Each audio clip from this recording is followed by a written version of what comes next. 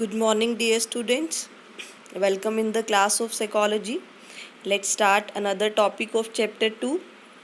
Name is chapter 2 is self and personality. Open your book and page number 28. So, today's topic is concept of personality.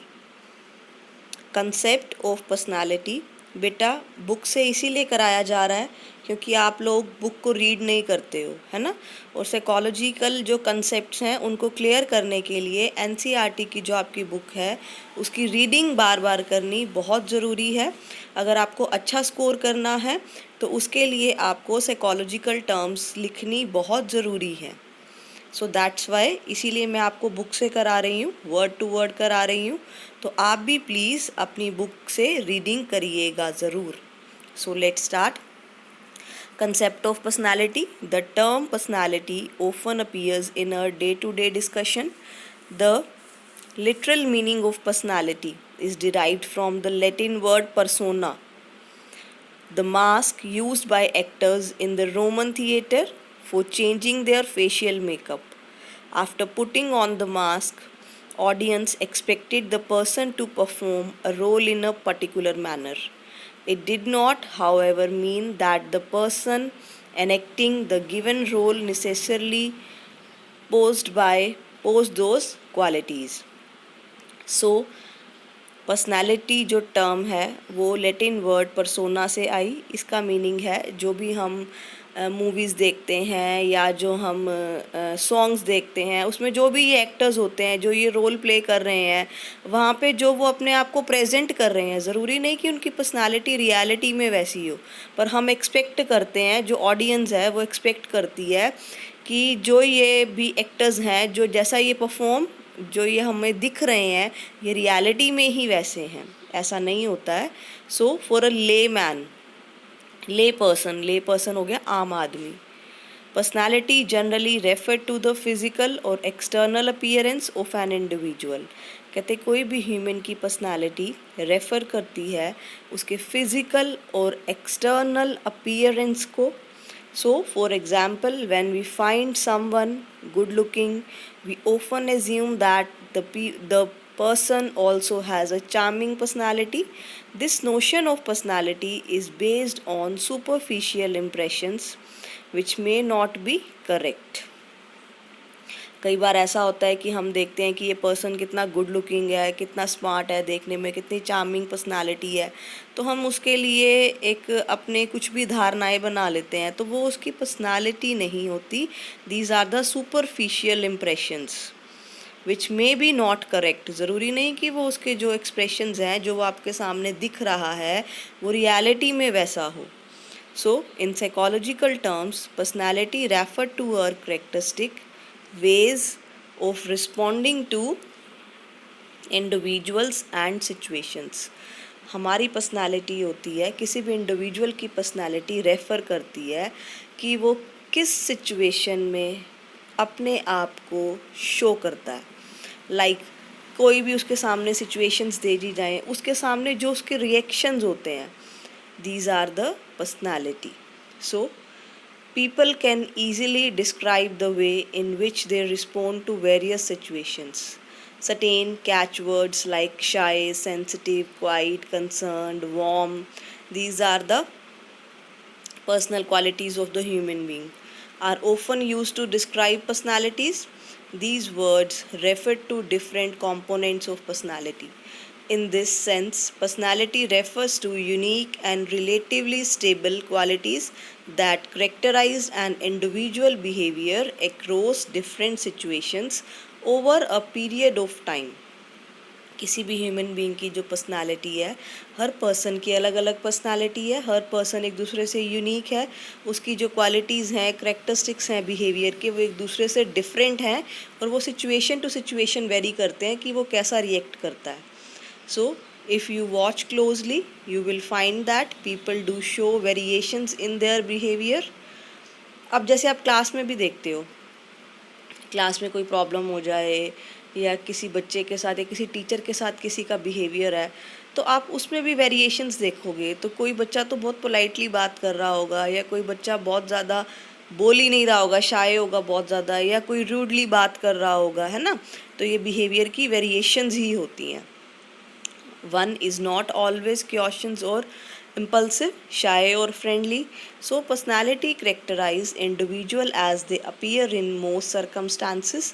Consistency in behavior, thought and emotion of an individual across situations and across time periods characteristics his personality. For example, an honest person is more likely to remain honest, irrespective of time or situation.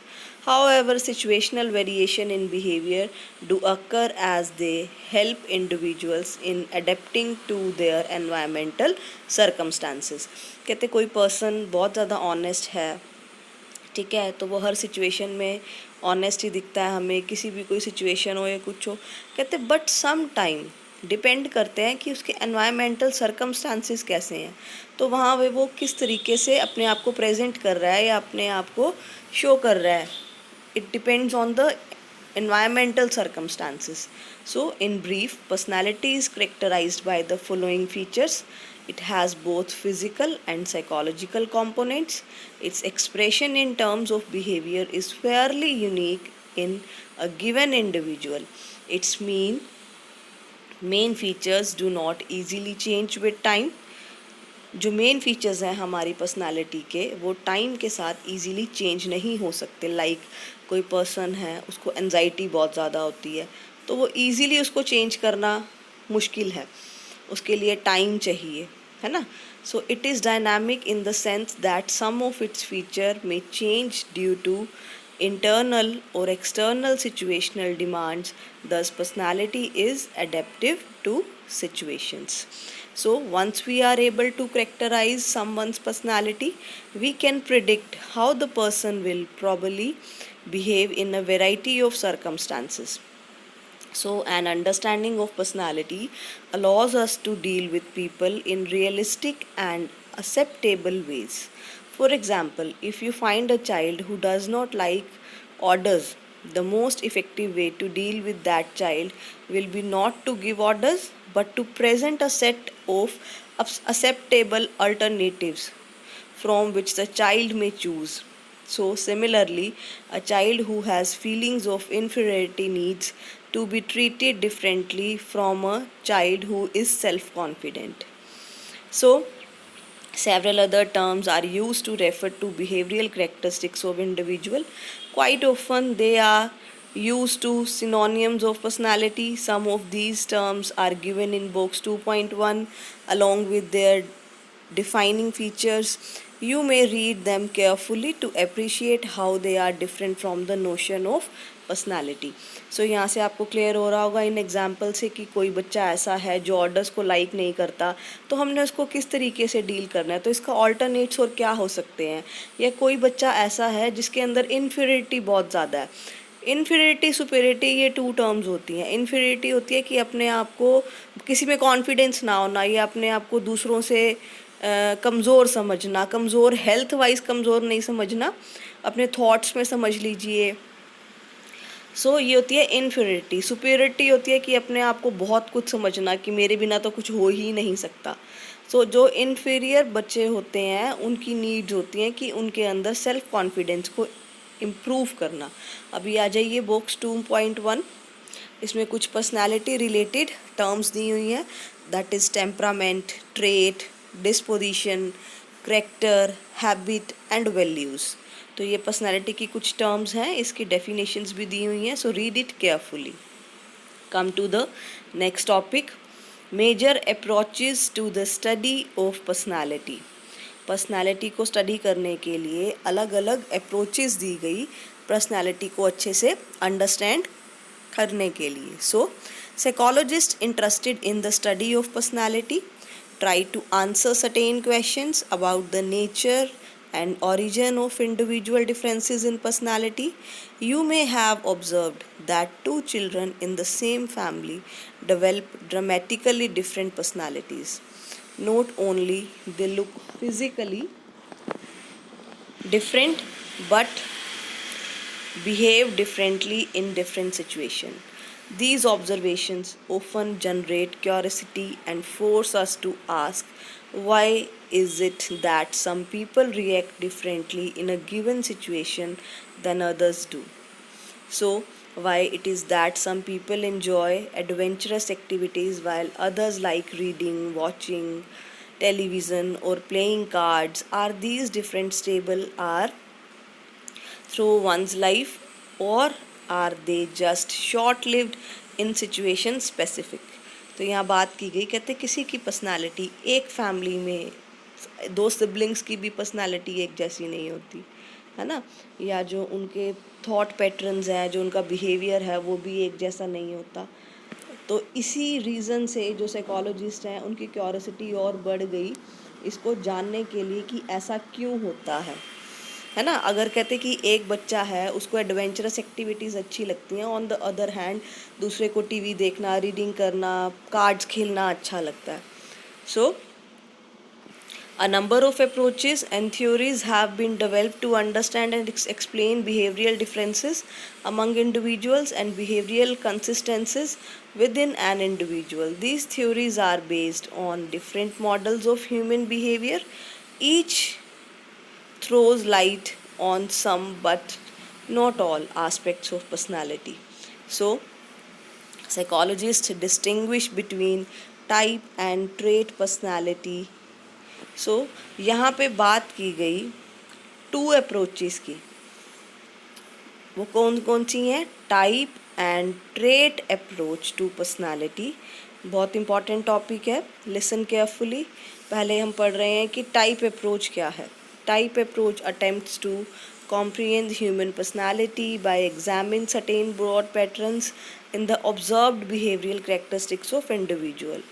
Each behavioral pattern refers to one type in which individuals are placed in terms of the similarity of their behavioral characteristic. With that pattern in contrast, the trait approach focus on specific psychological attributes along with individual tend to differ in constant unstable ways.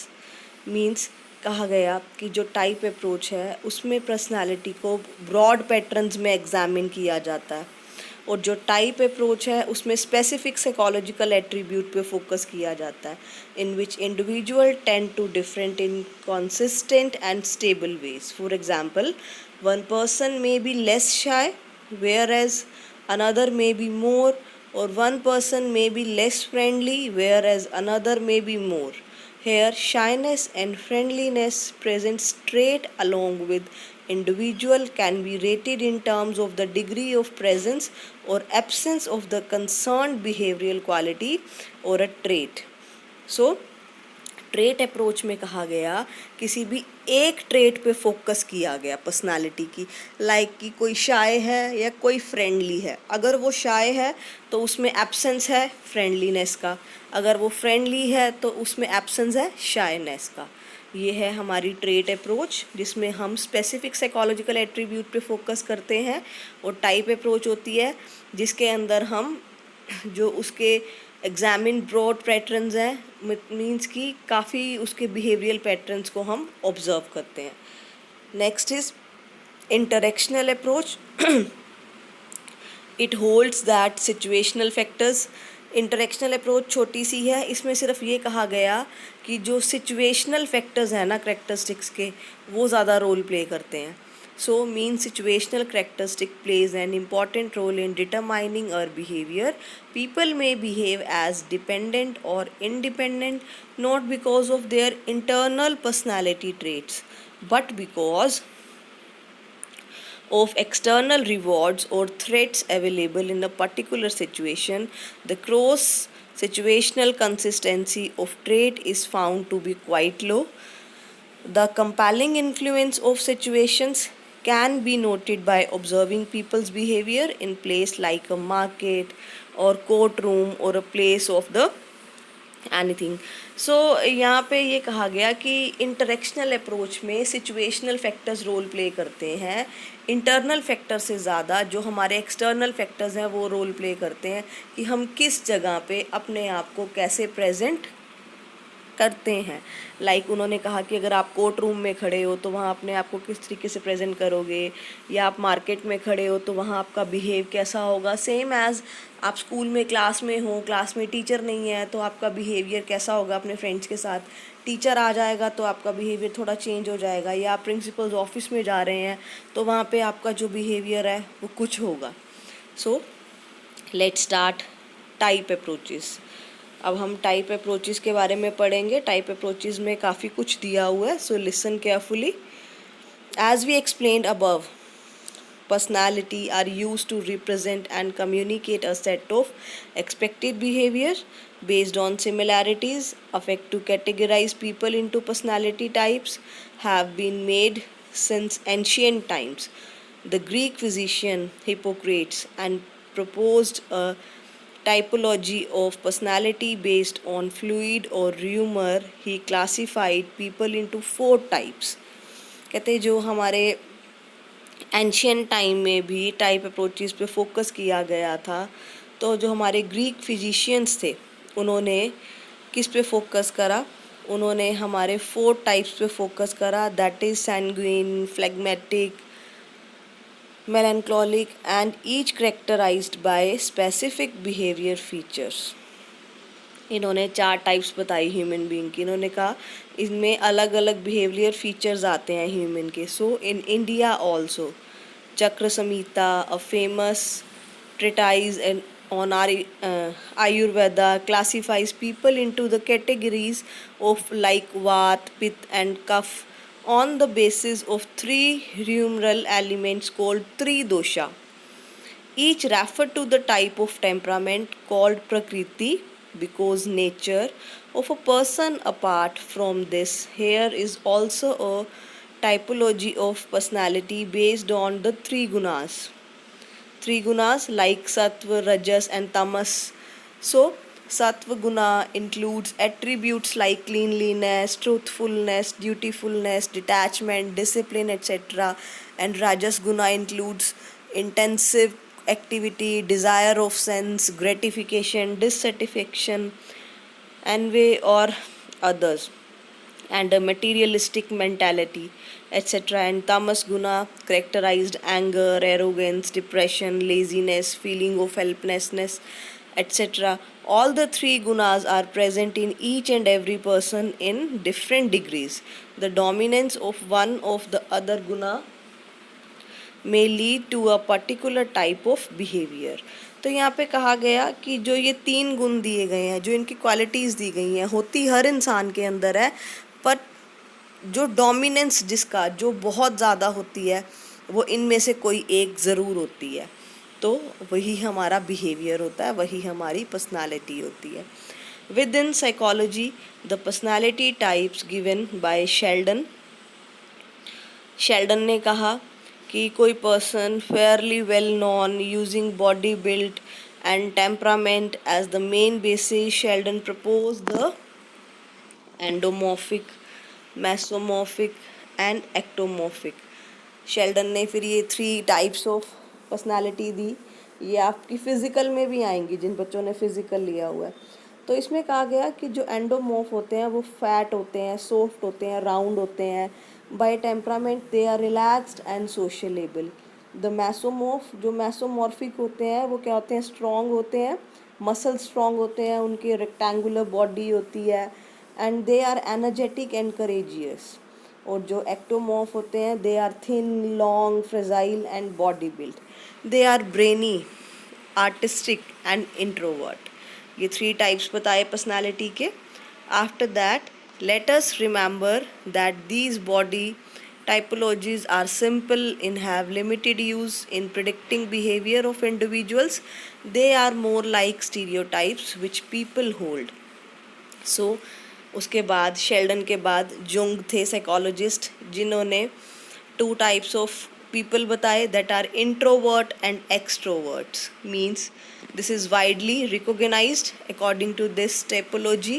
Introvert are people who prefer to alone, tend to avoid others, withdraw themselves in the face of emotional conflicts, and are shy. Extrovert on the other hand are sociable, outgoing, drawn to occupations that allow dealing directly with people and react to stress by trying to lose themselves among people and social activity. Means Jung ने introvert और extrovert के बारे में बताया. जो introvert लोग होते हैं वो सेल्फ फोकस्ड होते हैं, टॉकेटिव नहीं होते, अपने में ही मस्त रहते हैं. ऑन द अदर हैंड जो एक्सट्रोवर्ट होते हैं वो सोशल होते हैं, आउटगोइंग होते हैं, इजीली डील कर लेते हैं, कोई भी सिचुएशनल प्रॉब्लम आती है उसको. सो इसके बाद रिसेंट ईयर्स में फ्राइडमैन और रोजनमैन ने 4 टाइप्स बताई पर्सनालिटी की, type A, type B, type C and type D. तो इन्होंने कहा type A and type B personality, the two researchers were trying to identify psychosocial risk after when they discovered these types. Means people characterized by type A personality seem to possess high motivation, lack patience, feel short to time, in a great hurry, and feel like being always burdened in work. Such people find it difficult to show down and relax. People with type A personality are more susceptible to problems like hypertension and coronary heart disease, means CHD. So the risk of developing CHD with type A personality is sometimes even greater than the risk caused by high blood pressure, high cholesterol level or smoking. ये type A personality के बारे में बताया गया. जो type A personality के लोग होते हैं उनमें पेशेंस कम होते हैं, रिलैक्स नहीं हो पाते हैं. तो ऐसे लोगों को ये पाया जाता है कि हाइपर टेंशन रहती है उन्हें बहुत ज़्यादा, और उनका ब्लड प्रेशर हाई रहता है. उनको कोरोनरी हार्ट डिजीज़, दिल की बीमारी बहुत जल्दी होती है. और जो टाइप बी पर्सनालिटी दी गई वो उसके बिल्कुल ऑपोजिट दी गई. जो रिलैक्स होते हैं, ज़्यादा स्ट्रेस नहीं लेते, एंजाइटी नहीं होती उनको. इसके बाद आइए, मॉरिस ने टाइप सी और टाइप डी पर्सनालिटी दी. ठीक है. अब टाइप सी पर्सनालिटी में कहा गया which is prone to cancer. जो type D personality C personality के लोग होते हैं they are prone to cancer because individual characterised by this personality are cooperative, unassertive and patient. They suppress their negative emotions like anger and show compliance to authority. जो type सी personality है prawn to cancer इसीलिए होते हैं कि वो अपने negative emotions को भी दबा लेते हैं, उनको एक्सप्रेस नहीं करते, बहुत ज़्यादा कोऑपरेटिव होते हैं.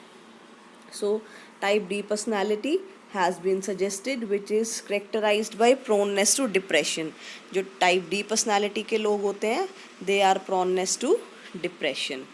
So personality typologies are usually very appealing but are too simplistic. So human behavior is highly complex and variable. Assessing people to a particular personality type is difficult. People do not fit into such simple categorization schemes so neatly. बेटा आज हम type approach तक ही करेंगे. Trait approach हम next lecture में करेंगे क्योंकि ये भी काफ़ी टाइम कंज्यूमिंग है. तो आप आज अच्छे से टाइप अप्रोच को रीड करना है आपने और अंडरस्टैंड करना है. अगर आपको इसमें कुछ भी समझ नहीं आता तो आप अपने डाउट्स ले सकते हैं. With this, thank you and have a nice day.